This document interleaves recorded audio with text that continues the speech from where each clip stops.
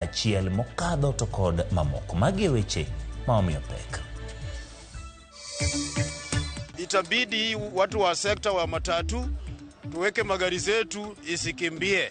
Jopiny onyiso ichwang' kaluore kod nengo manyien mar mauta ma April gol momedo bech modhi gi kind shillings 16 nyaka 33 e lita ka lita. Migago mateko David Chirchir ni nyim kamati mar od bura koduoko penje wi lal mar stima manokwako Kenya mangima dwe mokalo. Watatu kati ya hawa wahalifu waliweza kupigwa risasi. Obila mago kwach kich tima pedhane kweth njore kaunti ma Migori, Kisii kod Homa Bay mosebedo kanjao arita magwengego.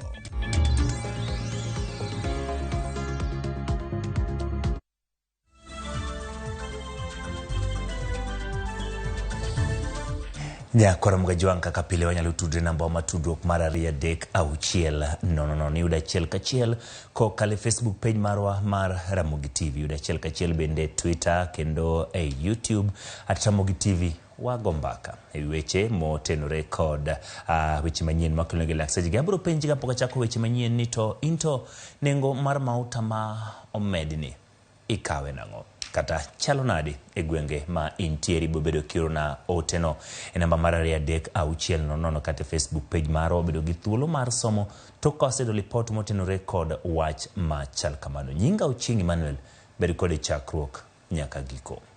Kachako ni od bura mamalo podho chenro mag migawo mar omenda ewi kaka dhi chier kendo tayo kembe sukari mapacho kaendi kanyakla kod kete lwet ji giwegi kembe mag piny owacho.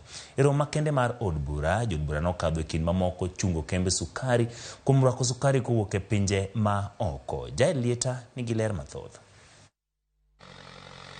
Tok lalruok mar juma mangima e kaunti ma Kisumu, komiti od bura mar omenda noketa yanga lipot margi e chiro kembe sukari mag piny owacho. Migawo mar omenda nochwalo moko kuom okenge magineno ni nyaka ket e tim mondo kembego ochier kendo ochakrego niang'. We need to do much more in terms of spurring production of sugar within the country. Number one, so that we look inwards in terms of our supply chains, but also, Mr. Speaker, it will go a long way into bridging the gap between our exports and imports. And I want my party leader one day to hear this. Mambo ni matatu. That one you have to support us in Western. Don't meander around things. We have been suffering. Lipodno owacho ni mondo oriw kembe mag Chemelil kod mano mar Muroni kata bed ni jopur niang' mag kembego ne okorwako wach makamano. Even as we seek to commercialize and privatize them, there is no private investor who will want to put their money in a company or a state entity that is bedeviled with a lot of liabilities, including tax liabilities. Minority side MPs, however, warned against powerful individuals taking advantage of the commercialization of the sugar mills. I'm aware that there are people already angling around the country.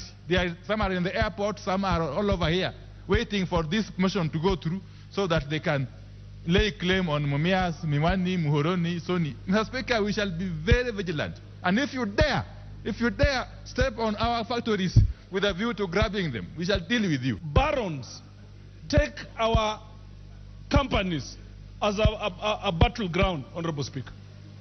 When people want to fight on the land, on the field of Mumias Sugar Company, Honorable Speaker, and it's as if the government cannot do anything, we cannot do anything, that's unacceptable. Kamano bende, oyang ni kembe kaka Nzoia, Muroni, Miwani, Chemelil kod South Nyanza, kanyakla nigi gowi maromo bilion 120 kod aboro. Kata kamano, jod bura dwaro mondo onon matut gopego. Jod bura manok e od bura bende oyuago jomoko mantiere gi teko e piny owacho, magiwacho ni dwaro tiyo marach gi chenro mar keto kembegi e lwet ji giwegi.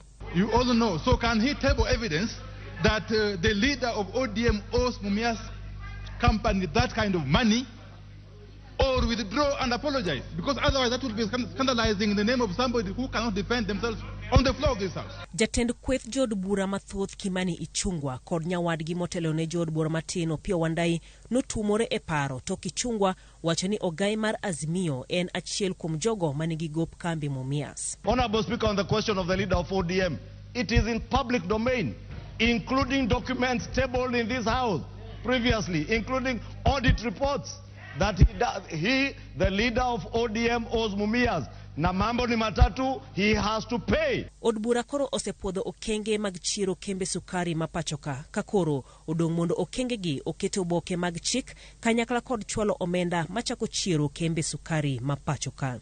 Jai Lieta, Ramogi TV.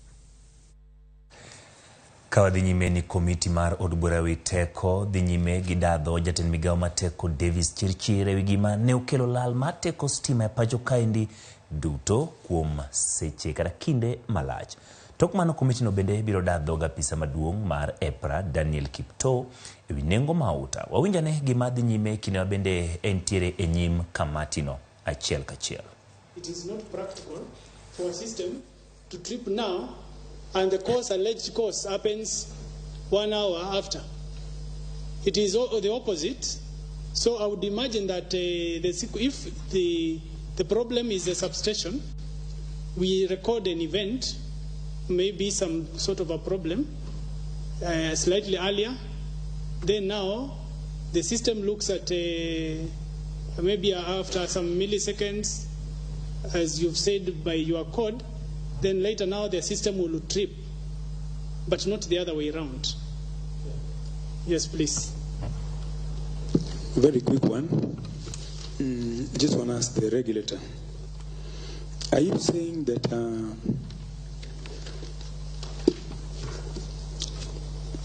the joint technical committee report that concludes that the dip that caused this occurred at 277, are you saying that their finding is incorrect? Because when they find that the dip occurred at 277, and as far as you're concerned, the system disturbance occurred at 178, thus causing Lake Turkana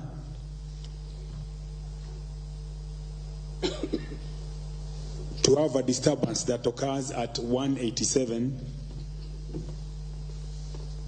that is about 0.08 of millisecond later after your 178, that is the 177. So you're saying what they are saying, what their findings are incorrect, and your conclusion should disregard that and follow your conclusion that now says that that the disturbance occurred at 178 as compared to the dip that is at 2, that the joint team finds at 277. We're just looking for guidance and what are your findings?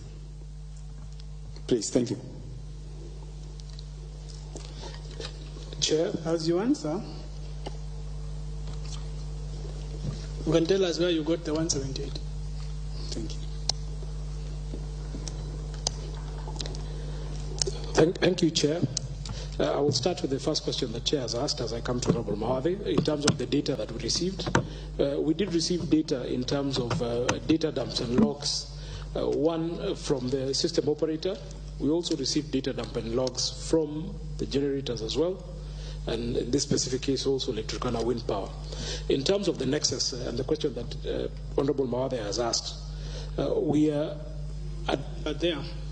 Because that's where the data is. So this 178 you got from Electricana? No, we did not. This is data that we received data dumps from the system operator. Kenya Power? Yes. Like seriously? Is it what about the 277? Chair, the 277 was captured in the report. If I may, just in terms of sequence. There is captured in the technical,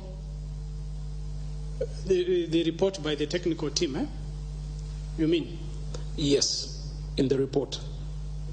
So if there is a technical team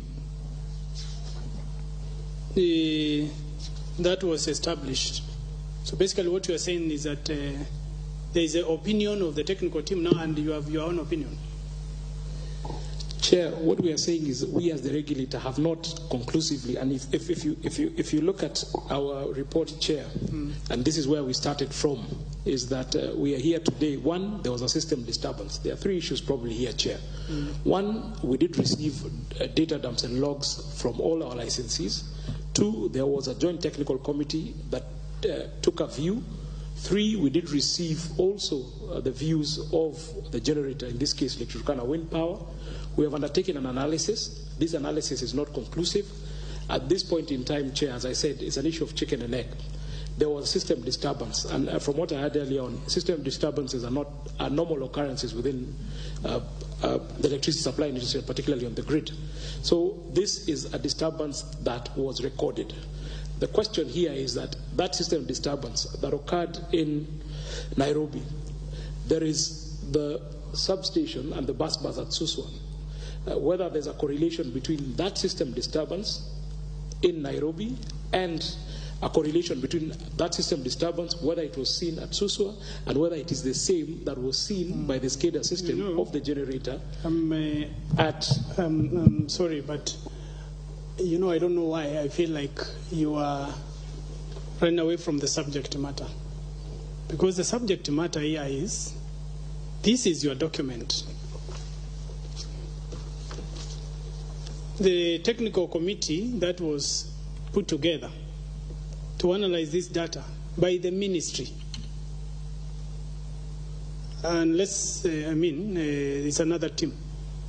You have quoted that the team has concluded that the disturbance with the substation was at 277. Now, you bring some figures in your conclusion. You state a new figure of 178. Remember here, these milliseconds, we are talking about money. We are talking about billions of compensations to Kenyans. And now, the way the milliseconds are rearranged means who is paying the money. You see, if you reduce by 10 milliseconds, it has a bearing. So now, the question I'm asking is that you have said that this technical committee has brought a figure of 277 as the time when the first disturbance at the substation occurred. Now, you in your conclusion, you didn't build up the story. You put a figure of 178 to say that is a time when the substation disturbance occurred. Well knowing that, depending on the time when Lake Turkana tripped, these variations of times have a bearing because we need to know which comes first. This egg chicken thing is the thing we are tracing. But if we remove these figures, confusing figures of 178, then it is no longer a chicken egg thing because we already know what happened first. These things cannot have happened at the same time. We must know which is the first event to occur. Was it the problem at the substation or the problem at Lake Turkana? The data is clear from the technical committee that the first event to occur is Lake Turkana. If you compare the technical report and what has been presented by the ministry, stated by Waziri, as the time of the first event, as 187. So this 187, which is now the disturbance with the Lake Turkana, seems to have happened earlier than the technical committee report of 277 when the river substation had issues. So from your document, it's like now the figures or the timings are interchanged. But members, I think this matter might need just one point. Additional ventilation. Just at one point. He has eventually told you, the regulator has eventually told you the source of the 178, which is KPLC. In your document here, you have indicated.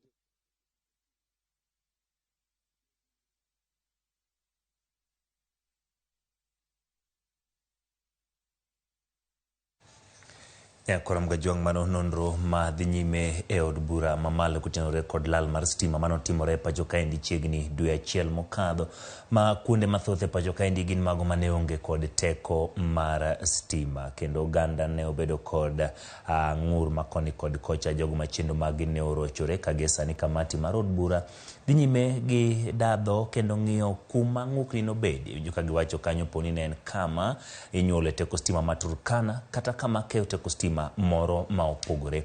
Report motenore kod mani bwede weche manyien kinde mag odhiambo. Ka dhi nyime riwruok jotije mano FKE oloso twak gi jofwambo ewi medruok nengo mauta mano medo kinyi makawuono ka bende gitwak ewi osuru masani deo jotije ma pacho ka. Wawinjane kaka gitwak bende achiel kachiel ewi wachno. The total wage employment.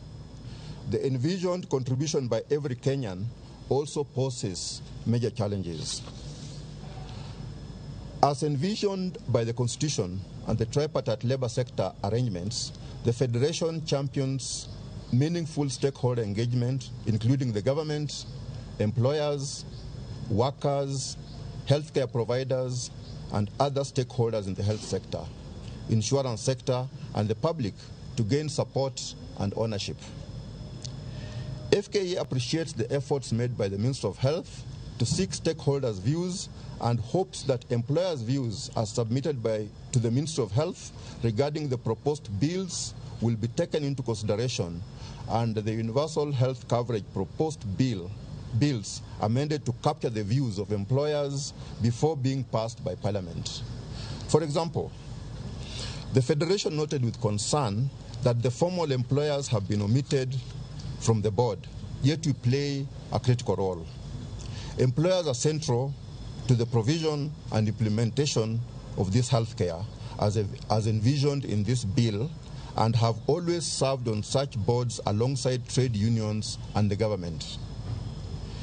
The authority will largely depend on the contributions of employees in formal employment.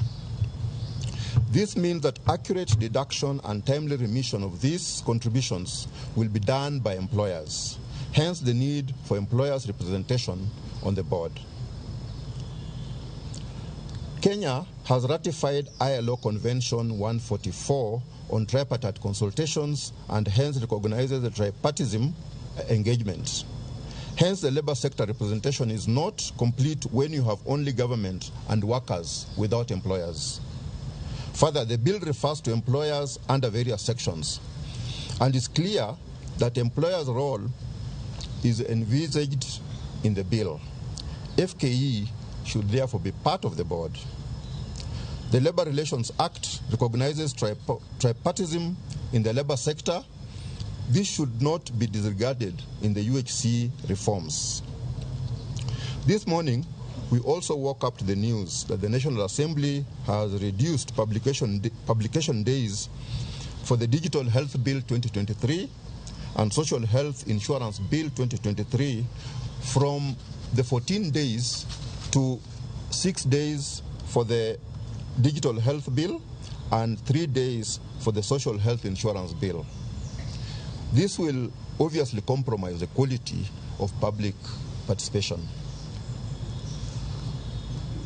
On the Employment Amendment Bill, the bill seeks to amend the Employment Act 2007 by providing for the right to disconnect to employees.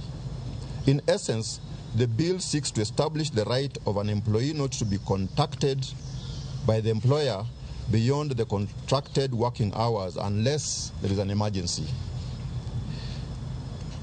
FKE does not support the proposed Employment Amendment Bill 2022 for the reasons that, one, the proposed amendments introduce radical and stringent measures that will curtail the employer's prerogative to manage enterprises and pose challenges to industrial relations in Kenya. These proposed changes negate the essence of freedom and the realities of the labor market. The employer's administrative prerogative should not be curtailed by legislation. The changes, in our view, infringe on the employer's right to manage the enterprise on a day-to-day basis. 3, If passed, the bill will create 2 centers of managerial power and ultimately cause disharmony and indiscipline in the workplaces. The ILO has provided instruments which have been successful in managing working hours and overtime payment. 4, the bill is too prescriptive and requires that employers develop policies to regulate phone usage by employees outside work hours. An employee has the right to keep their phone on or off if it's a personal phone. If the phone is an official one, then the employee is under obligation to use it as required by the enterprise. If the nature of the business requires a shift system or extension of working time to meet the business demands, then such laws which are prescriptive in nature will hamper flexibility in work arrangements. 5, the payment of overtime is already provided for in law under the General Wages Order to address situations where employees work beyond the set hours. Most collective bargaining agreements provide for flexibility in the management and regulation of working time. To our knowledge, no union or employee has raised any concerns to warrant the passing of this law. 6, flexibility is important for the labor sector in the new normal, which emphasizes on results, that's output. The employer and the employee should be allowed to agree amongst themselves on what arrangements work best for them. This bill will make it hard for the employer and the employee to effectively respond to emerging challenges, such as those presented during the COVID-19 pandemic and the new workplace realities that are emerging. 7, the engagement between an employer and employee during and out of work hours is a management issue and should not be legislated. This should be addressed. Kwa Ramogi Jwang mano kanyo en twak motenore kod medruok mag nengo mag mauta gi twak kanyo kod jofwambo. Lipot motenore kod mano bendo bokelo ni weche manyien mabiro godhiambo. Kapod wantiere weche motenore kod mauta en ni jopiny medo nyiso ichwang kod okang mar medo nengo modhi nyamburko kod mauta mar taya kod shillings 16 kata kind shillings 16 nyaka 33 kochakre odiechieng' ma kawuono.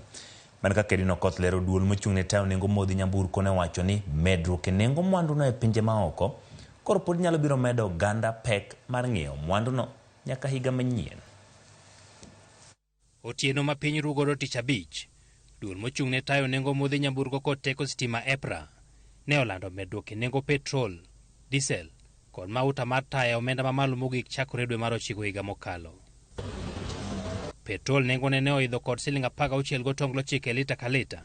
Diesel ma itiyogo e mitokni mag ting'o jowuoth kod osigo bende ne omed nengone kod siling 21 gotonglo 3. Ka mauta mar taya koro sani oidho kod siling 33 gotonglo 1. Ne johala, jowuoth koro nyaka wij pek mar medruok e nengo modhigo. Ok wamor gi gima wachiew kawuono gokinyi to wayudo kotimore. Ng'ato ok inyal chiew gokinyi tidhi kawo mtoka kama nyiweye tidhi e petrol station tiyudo ni lita achiel mar petrol en siling 211. Diesel en siling 201. Koni tiwacho ni ngima dok piny nadi ka mafuta to dhi malo. En wach marach kabisa nikech dhi chuno wan kaka joma tiyo transport sector mar mondo wamed transport na abiria ma idho mtoka. Giwacho ni okang' ma kamano dhi medo pek mar ngima nikech nengo mwanduno ni kod mbiye wi nengo mwandu mamoko. Wakati wa kuongeza percentage ya VAT kwa mafuta waliweza kutuambia ya kwamba itaweza kustahimili bei ya mafuta ambapo tutakuwa na ongezeko ya kila mwezi yenye imekuwa hapo awali. Rais wetu aliweza kutoa subsidy ya mafuta ambapo alisema hakuna haja kuweka subsidy lakini atasaidia wananchi wa Kenya kudhibiti hali ya maisha. Nataka kuambia kwamba Kwa Ramogi Jwang wadoka achiel kachiel kama bende twak nentiere mano mar riwruok mar FKE kod jofwambo mondo winjo ni to en ang'o ma dhi nyime kanyo. The Act and KMTC Act. The Federation has always advocated investments in measures that create more job opportunities and improve productivity such as skill development through strengthening organizations such as NITA to execute their mandate fully to deliver on skill development and the employment agenda. These recommendations will put employers at a disadvantage because, first, NITA has a mandate of undertaking occupational training, which is aligned to the government's bottom-up economic transformation agenda, as it focuses on enhanced productivity at the workplace through sustained partnership with employers. Secondly, the role played by NITA to facilitate apprenticeship and indentured learning will be lost if the Industrial Training Act is repealed. And lastly, the training levy fund is dependent on contributions by employers. It's not a government fund like others. Thus, the proposed merger will not serve the intended purpose of the training levy fund and will hamper industrial training at a time when relevant skills are needed in the labor market. With those remarks, we thank you for your attention, and we are now ready for any questions that you may have. Asanteni sana, and thank you. Thank you. We'll take some questions. We'll just say your name, your question, and then we'll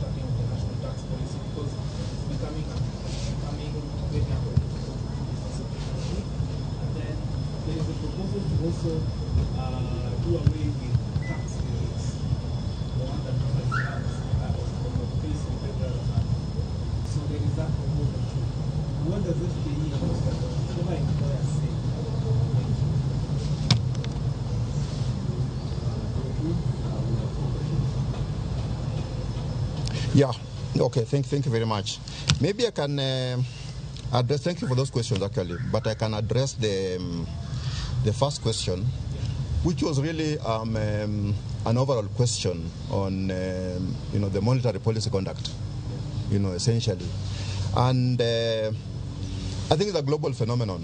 You see, when inflation is a threat, most policy management people, what they will do is that they will try to ensure that they create a base where the prices are down so that you can have more effective economic growth. So globally, when inflation is a threat, the monetary policy conduct responds by raising the interest rate in order to sort of like mitigate the inflation threat. Now, what is happening in the developed world is that they are also facing the same inflationary pressure, and so they are increasing their interest rates. So if you look at the Fed, they are increasing their interest rates. If you look at the EU, they are increasing their interest rates. Now, on the domestic front as well, we also had our own inflationary pressures. And so in response to that, most of the monetary policy intervention would normally be to raise your interest rates until inflation is under control, to tame it. So, and your question is the fact that is it effective in the domestic environment? Because we saw central bank aggressively increase the central bank rate, you know, by a whole 100 basis points. And that was thought to be quite aggressive, but I think it was a necessary measure at that point in time because we saw the effect. Immediately the CBR went up. We saw inflation beginning to come down. And the last reported inflation numbers by the central bank team when they were reviewing their monetary policy committee meeting, actual inflation is coming down and it's continuing to come down. Now what will happen is that once inflation has been tamed, then you will see the monetary policy committee take a more softer stance. In other words, you'll see the CBR beginning to come down. And of course, when the CBR is high, there is the challenge you posed of the fact that, you know, then we start seeing the impact it has on the non-performing portfolio, which starts going up. So it's a concern, but it's a necessary pill to have in order to bring inflation down. So I think now that we are seeing the inflation coming down and the CBR starts coming down, then you'll also start seeing the NPL from the banking sector begin to come down. I hope that addresses the... Yes, it's an issue. I think it's a necessary pain to go through in order to address the long-term benefit that we desire, which is really bringing down the prices and therefore support economic growth. Yeah. Then you asked some question about, you know, there was the issue of presumptive tax, the issue of the national tax policy, and the issue of tax relief. And I think all of them are pointing to one thing, and which is a concern really for us, because we are seeing more tax measures being proposed in order to raise the necessary revenue for the government to be able to meet its development agenda. Now, I think there is a need for that to be balanced with the fact that the disposable income and even the cost of doing business for the organizations and the disposable income for the common man and anybody, what is happening is that is then having that negative effect, and there is therefore need to balance the need for the government to raise the resources to be able to finance the development agenda, and the cost of doing business, and generally just the good the comfort of its citizens, so to speak, and the comfort of the organizations that are creating employment and therefore providing the goods that are there for consumption. And so I think on your three questions about the presumptive tax, the national tax policy, and the tax reliefs, is an issue of trying to balance the measures of the government raising resources and then, two, giving an economic base for growth.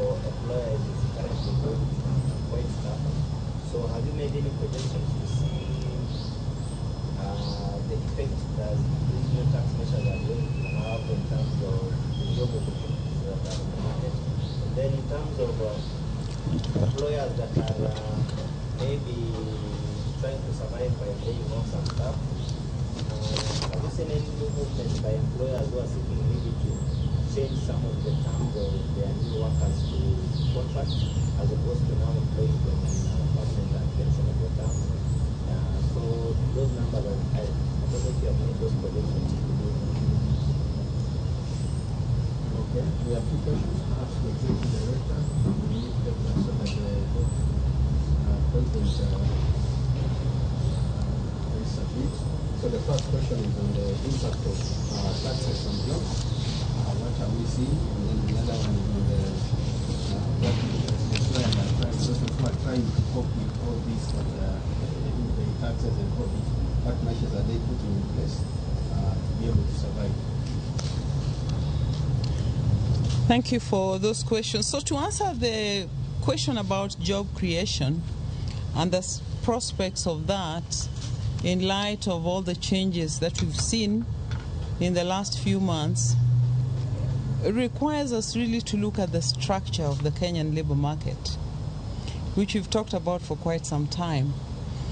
If you look at our labor market today as a developing economy, which is the same in most of Africa and other developing economies, really we are largely informal.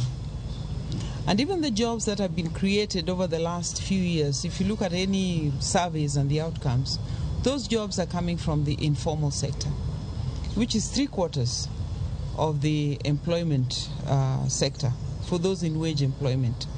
So we have been seeing a reduction in the number of formal sector jobs even before the current regime came into office. The more you tax the formal sector, the more you make it difficult for those enterprises to create jobs. And we are seeing that. We've just been looking at what's happening in Nairobi and in other regions because the Federation of Kenya Employers has offices across this country. We are seeing a reduction in jobs. Enterprises having to really review their business models to be able to support the wage bill. And the taxes that we're talking about are being levied on the formal sector, which is just 15% of the total wage employment in this country. So that is the reality. And when you are under the pressure of tax, which increasingly we are, then you have to look at that. And you cannot take in more people because you can barely afford to pay those that you already have in employment. And that leads to a response to the second question about the changes employers are putting in place to contain the wage bill. We have been talking about flexibility for a very long time as FKE. We need to have flexible laws that allows enterprises to be able to manage the wage bill and to be able to keep people in jobs at the same time. So flexibility is increasingly happening. The changes that we've seen in the world of work have made it very difficult for us to have permanent and pensionable jobs or people in long-term contract types of employment. So increasingly we are looking at short-term, flexible terms of engagement that perhaps either outsources that service or takes on people on contracts for short-term or contracts for a specific task to be done. And once the task is done, then you release that person. Because if you have full-time employees, then there are so many other costs that go with that. The indirect costs, you can add 30% to your wage bill. And all this raft of changes that we're seeing in the laws that we're talking about today, whether it's looking at health, whether it's looking at training, whether it is looking at pay as you earn, and housing levy, just means that there's more burden on employers and they have to come up with innovative ways to get the job done without being stuck with a fixed wage bill. So as a country we need to have that conversation of how to support enterprises to be able to keep people in jobs and also to be able to support job creation. To do that we need some stability in the business regulatory environment for employers to be able to plan.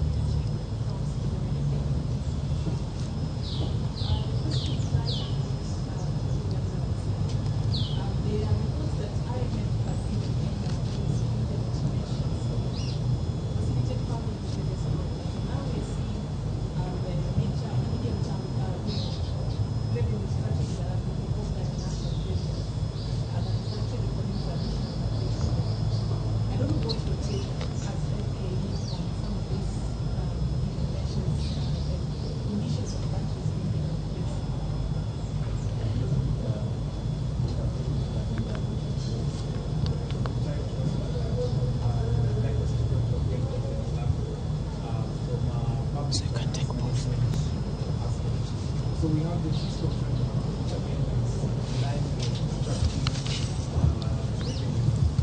Then we have the common climate law that we had ahead of this administration coming to power, that they are looking for all the expenses. And then now we also see these taxes that are rising. I'd just like you to address the issue of whether or not the country is in the right place, or whether we're in the right place. This is my reason for asking that.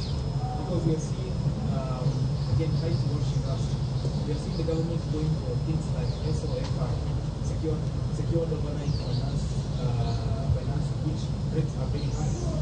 And the arrangers, for example, for some of them this year are underrated by IMF. So we are seeing all of these things that are coming from, but yet Kenya was still being banked.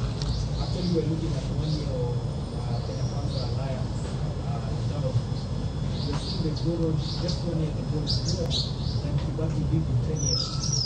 Where the employers from this taxation, also the corporate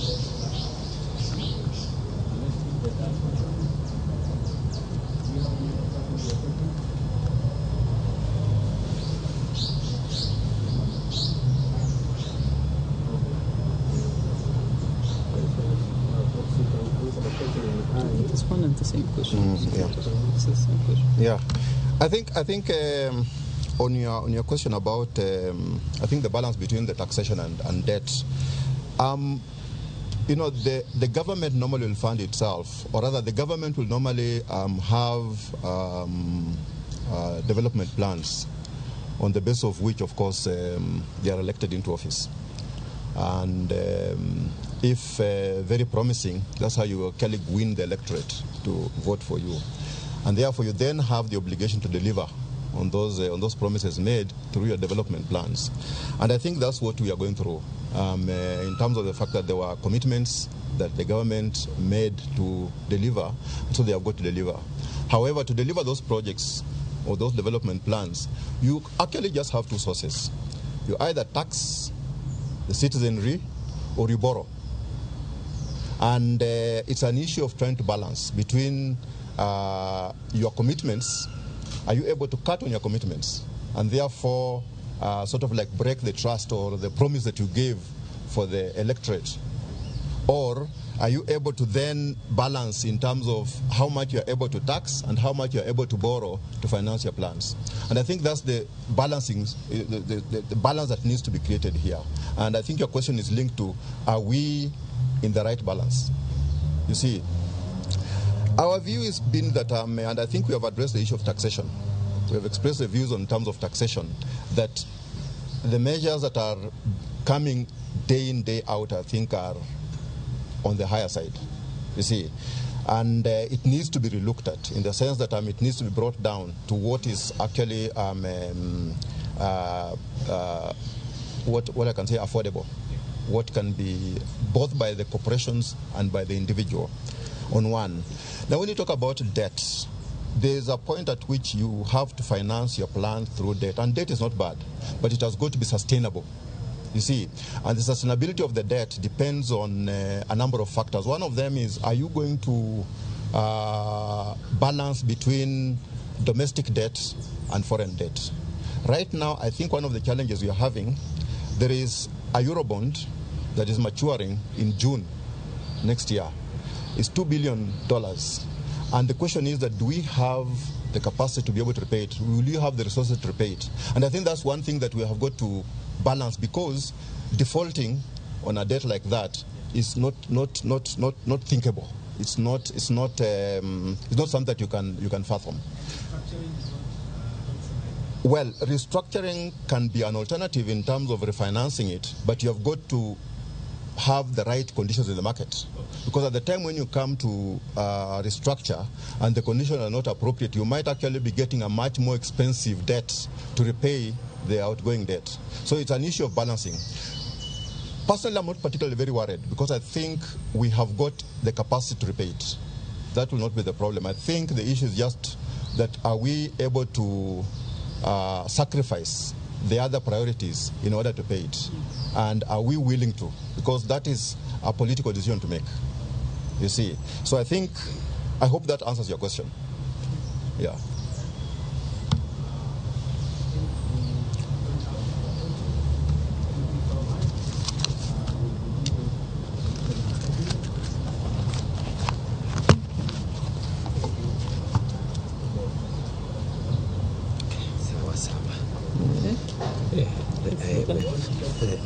Questions.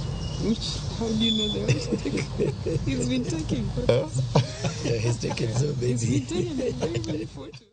Ya korom ga jwang mano ne twak motenore kod weche mag nengo maute pacho kae winjo ka gilose weche mopogore kod jogo ma gin jogo mondiko ji giwacho kanyo gigo manyalo biro chuno mondo mi weg kembe kata jogo mandiko ji okenge mag biro kao mondo gin bende gibed kod fuongruok e seche ma bende nengo mar ngima idhore ayete weche mag andika tich weche mag chudo mag osara weche mag ndiko ji asika to kod ndiko ji orak maguduto gilose kanyo wabro loso ni mano e weche manyien mabro biro e kinde mabiro kata kamano kikidhi maboro ka uyo matin pod wantiere kod mathoth.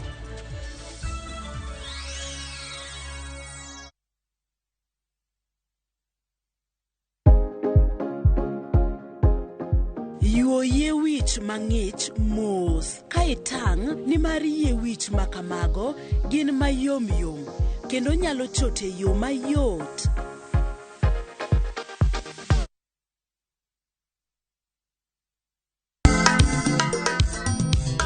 Ma e chenro makelo ni danji malie. Kik od belo bai. Wakelo ni be. Ang'o miri? Aliye juu. Fuata. Ma e chenro makelo ni duond yawuoto nage. Apuro puoth ngima, apuro puoth poetry bende apidho kodhi. Duond mine. Mine nyalo. Kod ohala. Ng'at mochako ohala nikech ng'ane no ochako. Gino gibin mbak ndalo. Wuoyo go ganda mar onagi. Kajiwo kik gibedi gi luoro. Kod Stella Brenda, Lin Ramogi. Kod DJ Kolo. Wuok tich nyaka tich abich, saa 8 odiochieng' nyaka saa 10 odhiambo. Mane Ramogi TV. Bazenka hatukujaji na haijalishi ni ngori gani imekupata. Tunakujenga ujisort. Ingia Google Play Store, download Zenka na uregister to sort ngori zako.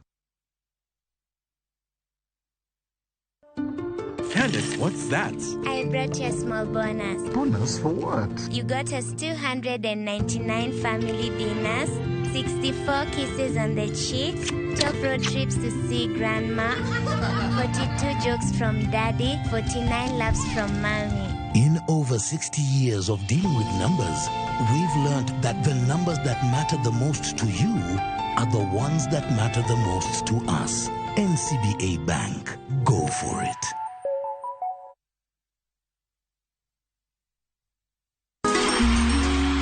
Ramogi FM, koma kurekod Malaika Musical Gelunu Ramogi at 20 and Malaika Festivals Jazz Study Gi Prince Inda Live.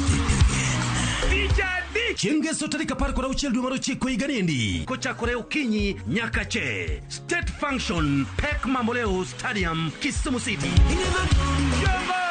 Yobanjo jongolo mamoko kaka Wini nyaka Julu Abongo Jakabwana Aroji Chogo Keto Stage Down Jolendo Ramogi FM biro keti vikoki gi mor kaka Sasudo Pata Chimbika Angaro VIP Donjo 1000 VIP 500 regular M6 Manobel Kanyo Mama Jackie Bako Blato Enigni Prario Ramogi FM Sebero Kakuza Talanta Kumano Mapek Nyasi biro live Ramogi FM Kachuel Koda Ramogi TV.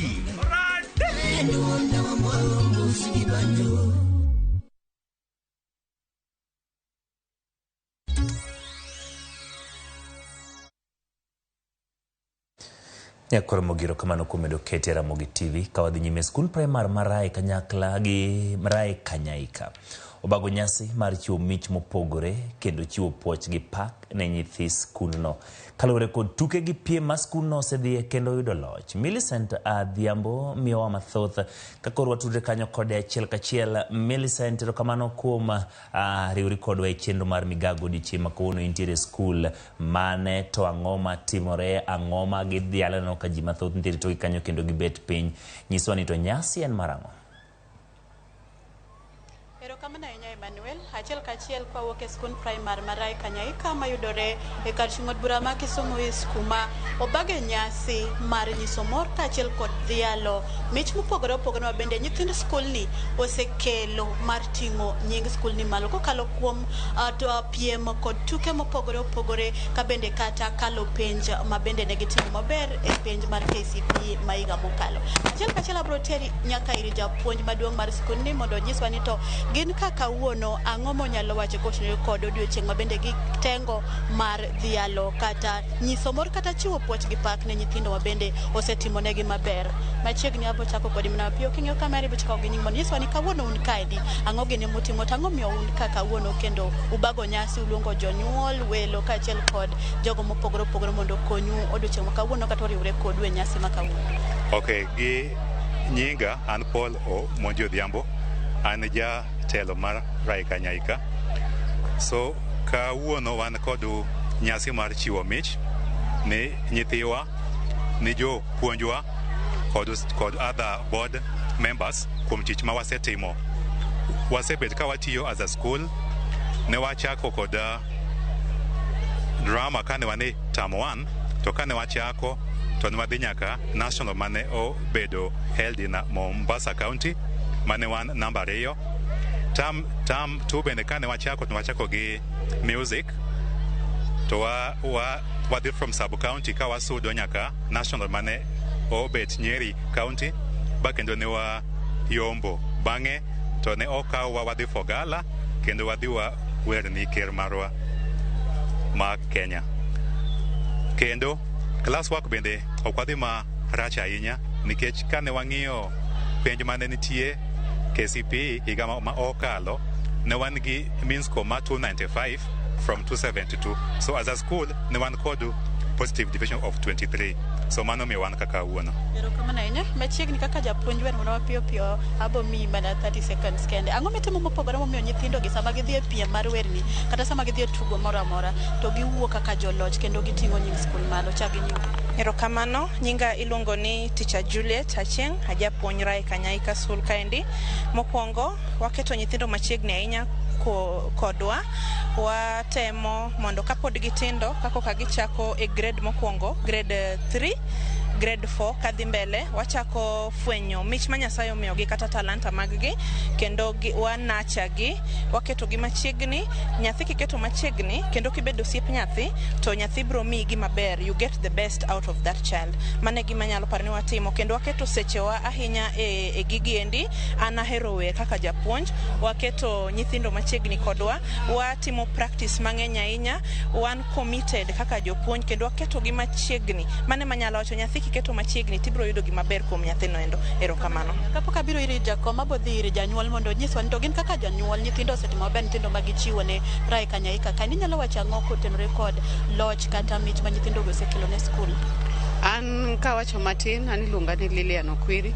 Agon mana ni Nyasaye erokamano, nyithindwa gi osea mabor to moloyo chakre higa mokalo kaluwore gi kata weche mag somo gisedhi maber, weche mag drama gi music be waneno ka Nyasaye osetelo ne gidhi maber.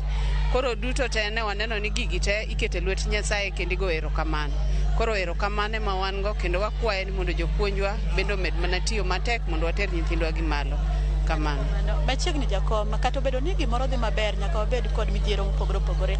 Rai Kanyaika osebedo ni dhi maber, bende midhiero ma skul ni kane madugo mondo kwa county government kokale migawo mar weche somo mondo omiyo timu okonyu ting'o nying skul ni malo chagi nyingi. Mokwongo an nyinga luonga David Owuor, nyinga David Owuor Ezekia. An jalup jakom mar board kendo jakom mar junior secondary school. Wan gi challenges e skundwa kar kae. Wan kaka school moloyo to fence ma school rach. Wasetimo part moro machielo mogik to odong' part machielo monego watieko. Era wakwayo ni ka kony moro nyalo bet mondo be wa fence school mondo bet secure, mondo gik duto ma watimo mane school kar kae obed secured. Koro miyo wakwayo to gi admission block head teacher onge gi gine go office malongo to gi teachers be onge gi staff room. Wakwayo ni kane boni wanya yudo kata kony from CDF nyalo geranwa story building ke skundwa ni otin to kwa yudo story building nyalo contain facilities mang'eny. Koro wakwayo kaponi wanyalo yudo kony mondo tim to wago erokamano ne Ministry of Education osebedo ka oronwa capitation mwatimo repairs to gi kuma wasechope to gi get erokamano. Mana kamano Emmanuel mago moko kuom weche mabende wasewinjo koyudo kowuok kuom jokanyo kata jopuonj kaachiel kod jakom jonyuol. Japuonj mabende notelo ne puonjo weche mag tuke kod piem mabende osekelo mich mopogore opogore kaendi ka giyango mago mabende gitimo kata gimomiyo gin kaka wuono kaachiel kod gigo mabende gikwayo no winjore bini jol school ni mondo mi omed dhi malo. Ka kamano taduoko ni studio mondo idhi nyime kod kelo weche mamedo tuche masamari ke weche mar Ramogi TV. Millicent Adhiambo kuom miyo lipot maber kamano achiel kachiel. An bende chwalo puoch gi pak ne jopuonj kaachiel kod jobod kuom tich makare magitimo e skulno kendo jiwo weche mag somo to kod mago bende timo oko mar klas. Nyakwaro Magajwang' mano e kaka ochal e skulno. Kata kamano kik idhi mabor ka waduogo wantiere kod weche mag tuke.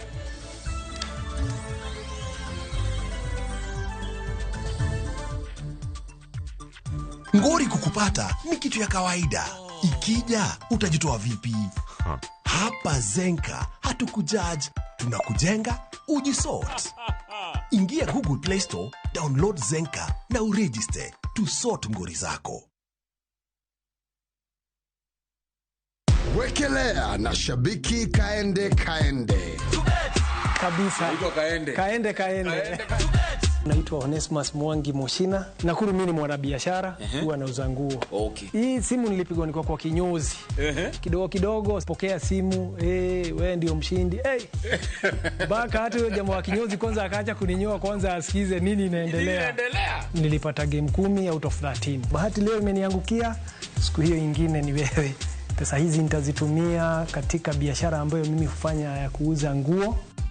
Wekelea na 50 bob pekee for a chance ya kuomoka na 500k. Lazima kaende, yende kila wiki. Play responsibly. Betting can be addictive. Not recommended for the persons under the age of 18. Authorized by BCLB number 587.